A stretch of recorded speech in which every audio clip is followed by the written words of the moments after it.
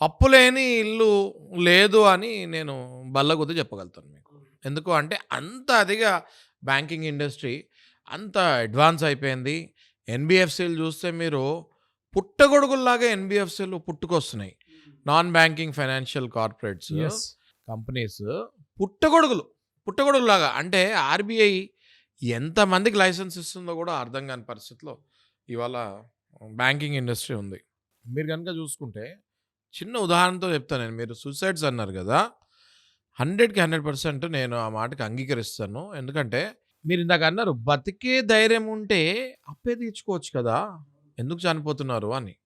కానీ నాగరాజు గారి పరిస్థితి ఎలా అవుతదంటే వాళ్ళది, బతుకు అన్న దానికంటే గూడా పరువు ఇంపార్టెంట్ అయిపోతది ఆళ్ళకి. ప్రాణం కంటే పరువుకి విలువిచ్చే వాళ్ళు సూసైడ్‌కెళ్ళిపోతారు నాగరాజు గారు. అయితే పరువు పోతే తిరిగొస్తది.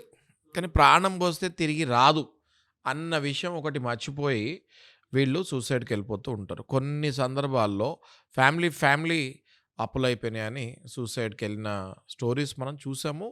మా దగ్గరికి క్లయింట్స్ కూడా కొంతమంది సూసైడ్ అటెంప్ట్ చేసుకొని సర్వైవ్ అయిన తర్వాత మళ్ళీ వచ్చిన క్లయింట్స్ ఉన్నారు.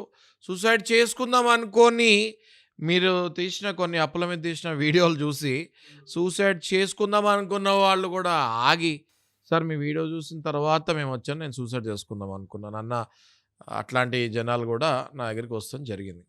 అదే నాకు చాలా అయ్యో పాపం అనిపిస్తది. ఎందుకంటే నాగరాజు గారు, మనం హ్యాపీగున్నాము, మనకు అప్పులు లేవు, మనకి ఆళ్ళ పెయిన్ ఏంటి అన్నది అర్థం గాదు.